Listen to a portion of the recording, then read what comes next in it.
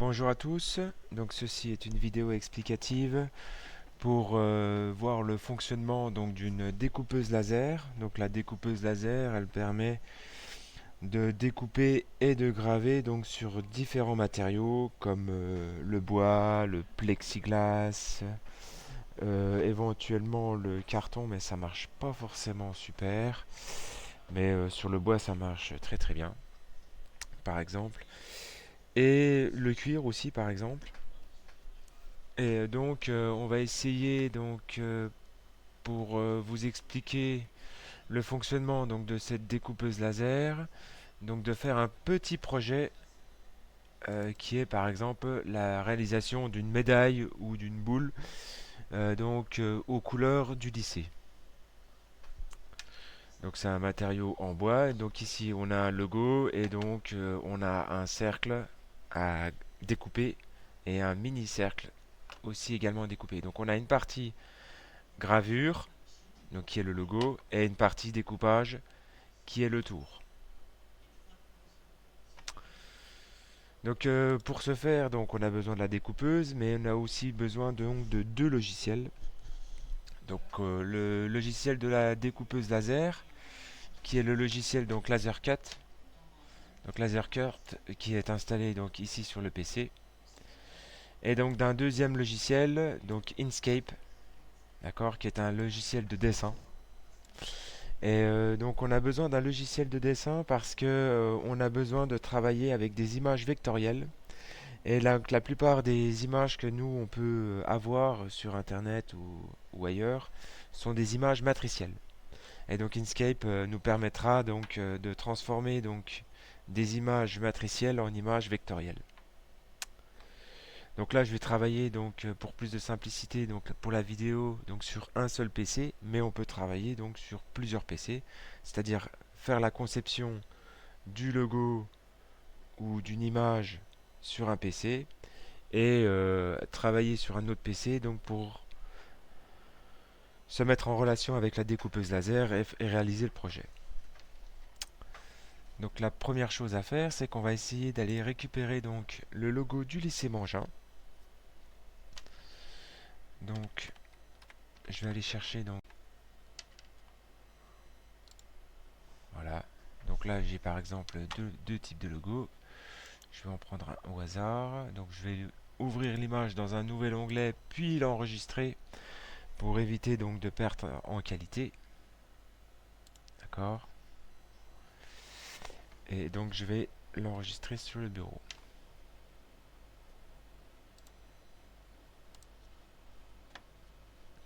Ok, ça marche. Donc on a le logo du lycée Mangin ici, d'accord. Et donc je vais ouvrir Inkscape. Donc ça c'est une image JPEG. Donc le JPEG c'est un format matriciel. Et donc nous on va ouvrir Inkscape pour pouvoir le transcrire en image vectorielle.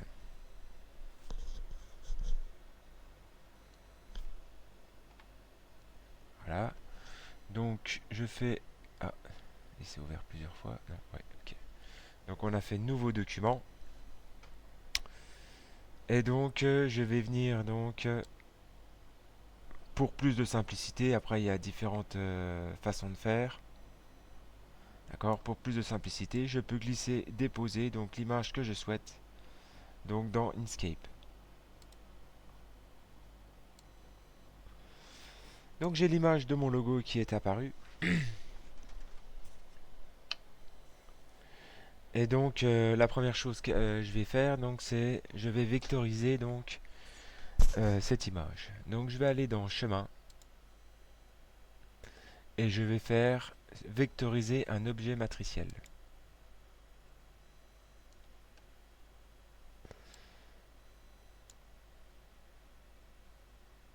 D'accord. Donc là j'ai une fenêtre qui apparaît, donc elle était déjà apparue tout à l'heure, mais j'ai une fenêtre qui apparaît. Normalement à la première ouverture on ne l'a pas. Et donc j'ai l'apparence donc de mon image vectorielle et je vais pouvoir modifier donc les contours, le détourage en jouant sur le seuil, d'accord, pour avoir une qualité qui soit à peu près correcte, d'accord. Et donc on voit bien donc par rapport à l'aperçu le rendu auquel on peut prétendre. Donc je vais pas trop bouger parce que à la base elle était pas trop mal, d'accord. Et donc une fois que je suis content de mon résultat, donc je vais cliquer sur appliquer. Donc en l'appliquant, donc en fait je vais me retrouver donc avec mes deux images. Donc là j'ai mon image matricielle, on la reconnaît parce qu'elle a un fond blanc, d'accord. Et là ici j'ai mon image vectorielle et on la reconnaît parce qu'elle a un fond transparent. Donc là on en voit une qui est de couleur et l'autre qui est noire et blanche, mais si j'utilise une image qui est déjà en noir et blanc, ça me permet de voir la différence entre les deux. Ok, ok. Donc je vais garder donc l'image vectorielle et je vais supprimer l'autre. Voilà. Et ensuite donc je vais enregistrer donc mon logo. Donc je vais cliquer sur, je vais aller donc fichier enregistrer sous. D'accord. Je vais la mettre pour plus de simplicité donc sur le bureau et je vais l'appeler logo vectoriel par exemple. Logo vectoriel. Et par contre, dans le type de fichier, il faut faire attention parce qu'on ne peut pas mettre n'importe quel type de fichier pour que ce soit compatible avec le logiciel LaserCut.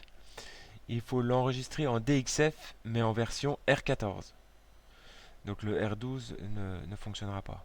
Donc c'est bien table traçante ou coupante DXF R14. Donc j'enregistre sur le bureau. D'accord, je viens valider. Ok. Et donc j'ai mon logo vectoriel. Donc je vais pouvoir fermer Inkscape.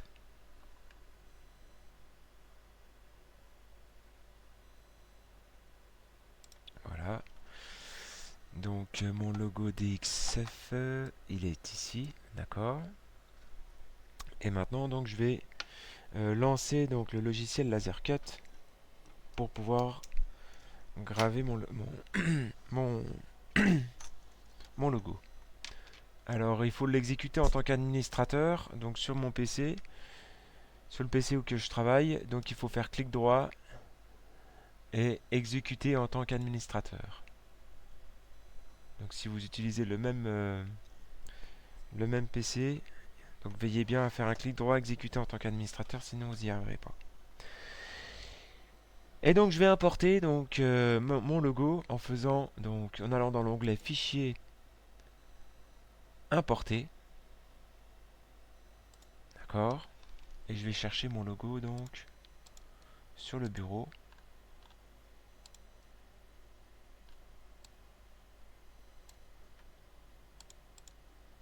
Voilà.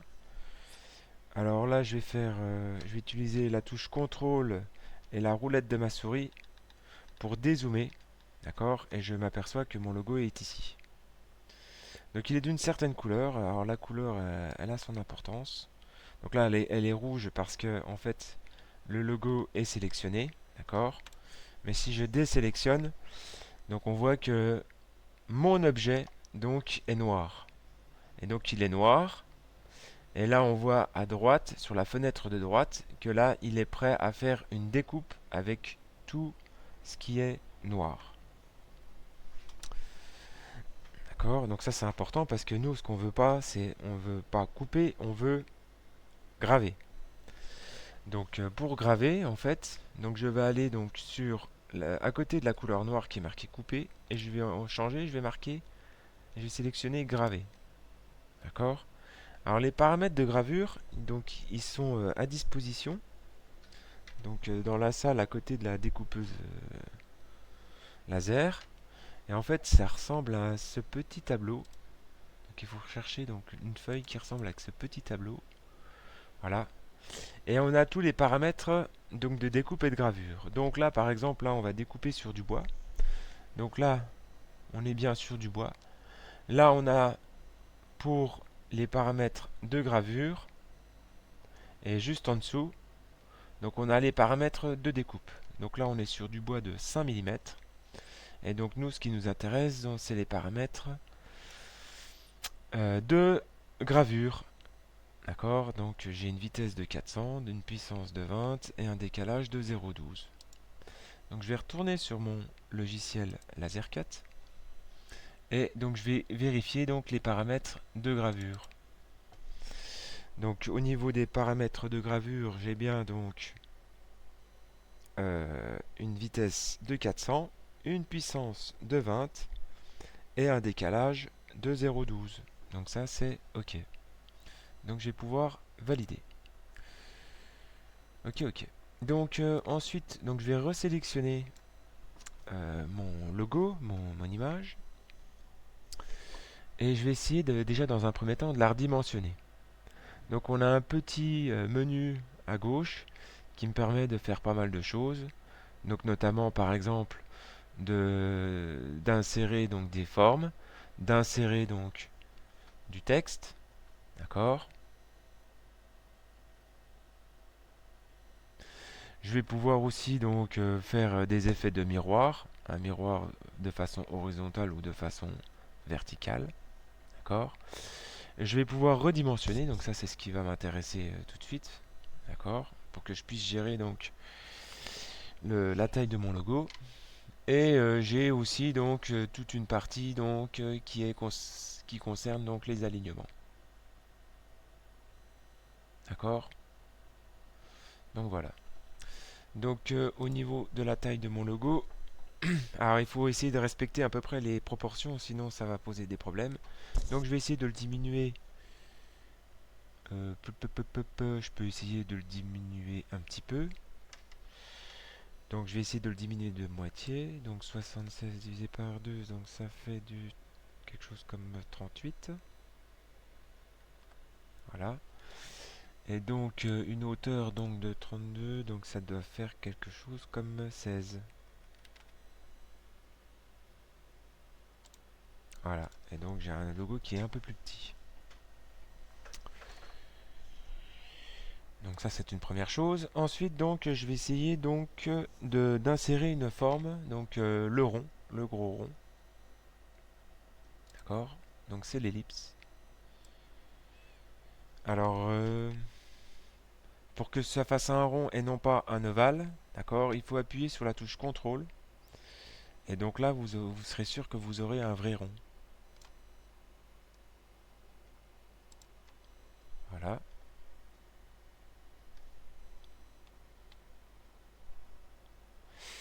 Donc voilà. Et donc pour retourner, parce que là je suis bloqué sur la forme et je peux faire que des formes, d'accord. Donc pour retourner dans la sélection, donc je fais clic droit, sélection. Et donc là je peux resélectionner s'il a envie. Ouais, je peux resélectionner donc mon rond pour pouvoir le déplacer et le centrer par exemple. Voilà. Alors je vais le faire un peu plus petit. Voilà.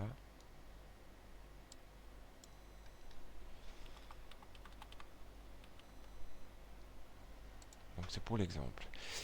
Alors, et donc j'ai un deuxième rond que je souhaite graver. Donc je vais faire un plus petit rond. Voilà. Et donc je vais essayer donc d'aligner donc ces deux ronds. Donc je vais retourner dans la sélection en faisant clic droit. Et je vais sélectionner donc mes deux ronds ensemble, sans sélectionner donc le logo du lycée Mangin. Et je vais pouvoir jouer sur des alignements. Et donc là on s'aperçoit que verticalement, les deux ronds sont alignés.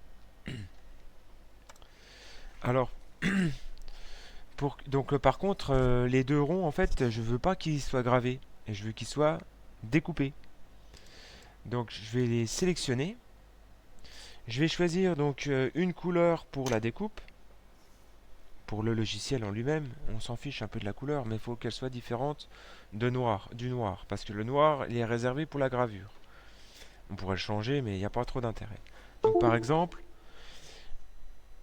je vais sélectionner du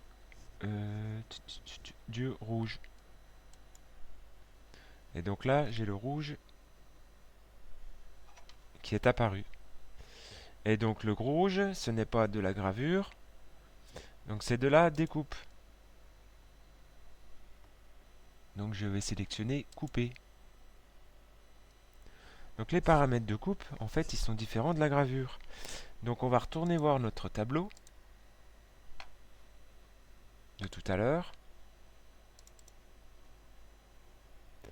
Et donc les paramètres donc, de découpe, c'est vitesse 15, puissance 75, puissance d'angle 60. Donc 15, 75, 60.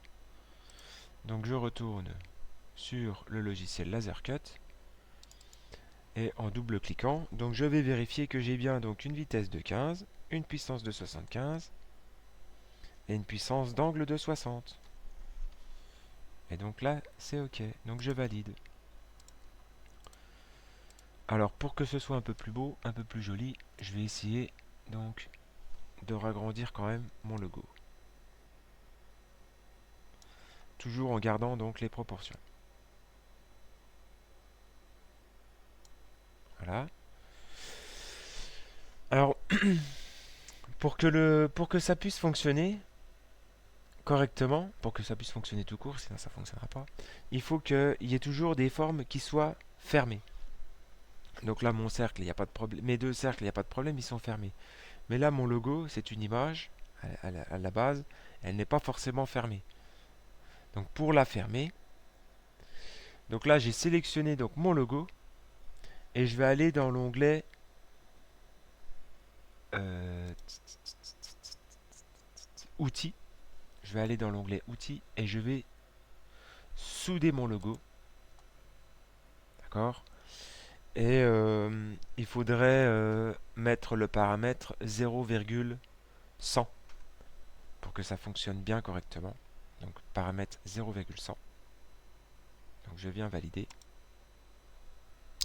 Et pour que ce soit vraiment très très joli et qu'on ait une bonne gravure, on va aussi faire un lissage. Donc on va toujours aller dans l'onglet outils, mais cette fois-ci on va lisser.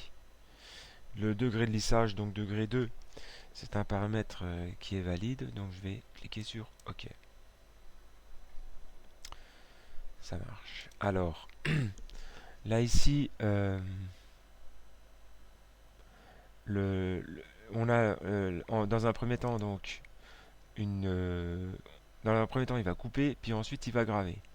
Donc pour des raisons techniques, le découpage, il est préférable qu'il soit fait à la fin.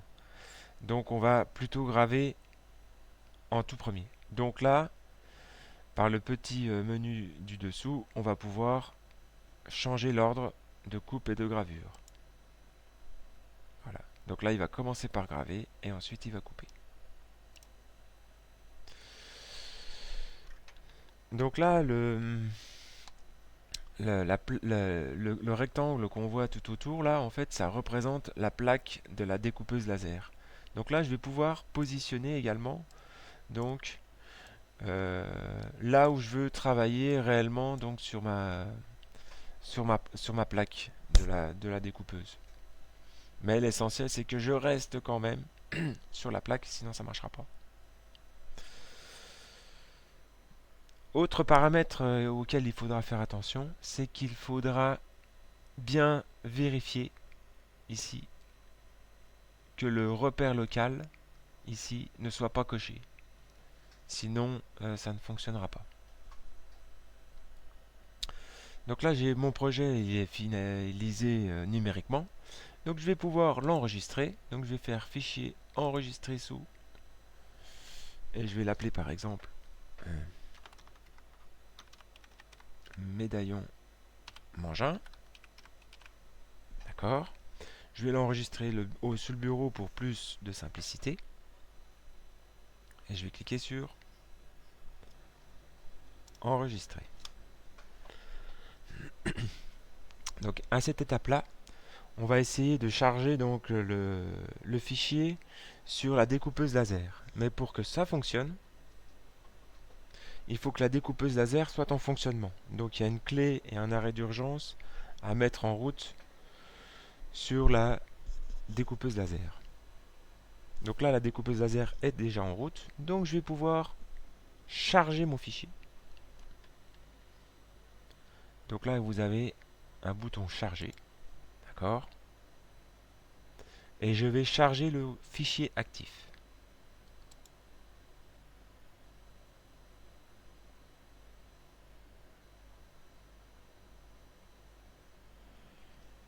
D'accord? Donc ça doit être le quatrième, me semble-t-il.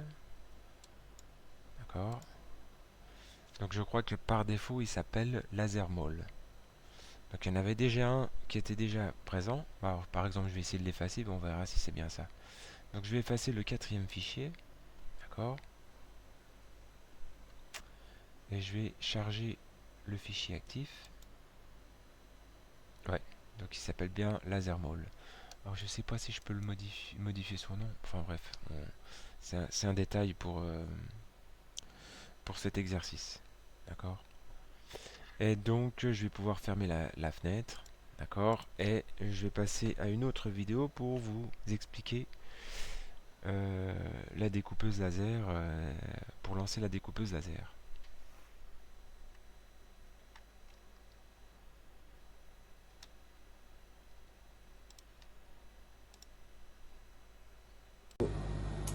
Donc on se retrouve donc sur la découpeuse laser comme convenu. Donc ici on a la clé de l'enseignant donc pour mettre en route la découpeuse. L'arrêt d'urgence qui est désactivé. De toute façon on voit qu'il est, qui est désactivé puisqu'on voit que l'écran est allumé. Pour fonctionner la découpeuse laser, donc c'est un laser, donc il faut faire attention à pas trop regarder le laser. Le mieux c'est de ne pas la regarder du tout, sachant que donc il y a des lunettes spécifiques pour si on veut vraiment regarder le faisceau. À gauche de la découpeuse, donc on a le système de refroidissement. Donc c'est important qu'il soit toujours allumé. Donc bien vérifier qu'il soit également allumé en même temps que la découpeuse laser. Sinon la découpeuse laser, elle risque de se mettre en défaut. Alors la première chose qu'on va faire, donc on va ouvrir le capot. D'accord? Et on va régler la hauteur du laser. On va dire ouais, on va du faisceau du laser. Ok? Donc on va mettre notre support. On va mettre notre support. On va présenter notre support en dessous du faisceau. D'accord? Et on a une cale de calibration. D'accord? Qui nous permet de régler le faisceau. Donc on met cette cale dans cette position. D'accord?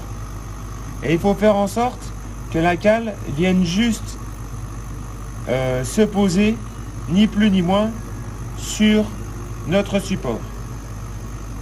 Donc on va aller agir sur l'axe Z du laser, donc via notre écran. Donc là on est sur, par défaut on est sur Z Axis Operate. Si on voit pas ça, Z Axis Operate, on appuie sur le bouton Z. D'accord? Et on y accède. Et ensuite on va pouvoir bouger de haut en bas avec les flèches. Donc j'essaye, donc là on va regarder ici, donc de faire en sorte à ce que je vienne toucher juste et que je me mette à fleur juste au niveau du bois. D'accord. Donc ici je touche et ici je touche également. Donc là mon laser, la hauteur de mon laser est réglée. Donc je n'ai plus à y toucher. Donc ensuite je vais venir charger, je vais venir vérifier si mon fichier de tout à l'heure est chargé. D'accord. Donc j'ai rappuyé sur le bouton Z et là c'est marqué File pour fichier. Donc là j'ai un fichier qui s'appelle LaserMall. D'accord. Là j'ai un fichier qui s'appelle Caravane, Bobby, Ben, etc. etc. D'accord. Donc moi le mien il s'appelle LaserMall, donc ça doit être celui-là. Sauf qu'il n'y a pas assez de place pour écrire le nom en entier. Donc ça doit être bien mon fichier ici. Ensuite, il faut que je positionne donc ma plaque de bois à l'endroit où ça va être gravé. Donc, sur mon écran, j'ai un bouton qui s'appelle test. Donc quand j'appuie sur test, mon laser, il va m'indiquer ma position, sa position de travail. Donc je rappuie sur test et on voit où il va travailler. Donc je vais pouvoir positionner de façon stratégique mon morceau de bois pour optimiser, disons, les chutes. D'accord ?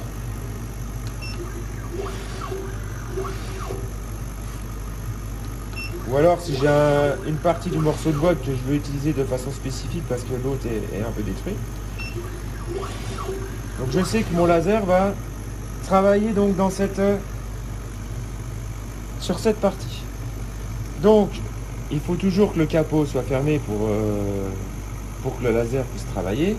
D'accord ? Donc ça semble logique. D'accord ? Donc je vais refermer le capot. Et je vais appuyer donc sur Start pour lancer donc la gravure, la découpe de la pièce. Donc là, comme on a fait dans le fichier de tout à l'heure, on a paramétré et on a fait en sorte à ce que la gravure se fasse avant la découpe. Donc là, en fait, il commence par la gravure, donc la gravure de notre logo Mangin. Donc ça, c'est une pièce qui demande très peu de temps. Donc on va regarder, on va le laisser terminer gentiment.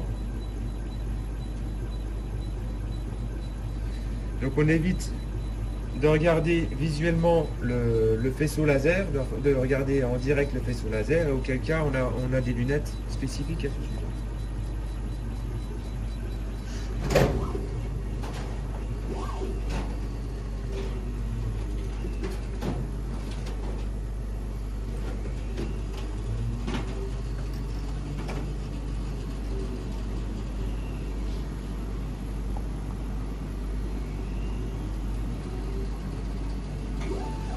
Donc ça dégage beaucoup de fumée. Donc il y a un système d'aération. Il faudra vérifier que le système d'aération, donc là ici, on a le système d'aération. Il faudra quand même vérifier que le système d'aération fonctionne correctement. Donc là, même là, en touchant la main, on sent que le tuyau vibre. On sent des vibrations, donc on sent que l'aération, le système de ventilation fonctionne. Donc les lunettes dont je parlais donc, dans la vidéo, ce sont ces lunettes-là qui permettent de pouvoir regarder de façon sécurisée donc le faisceau laser. Donc je viens ouvrir donc le capot pour vérifier donc si ma pièce est conforme à ce que j'ai demandé. Donc apparemment la découpe s'est bien passée et donc on a nos deux cercles qui sont découpés et on a le logo donc qui est gravé.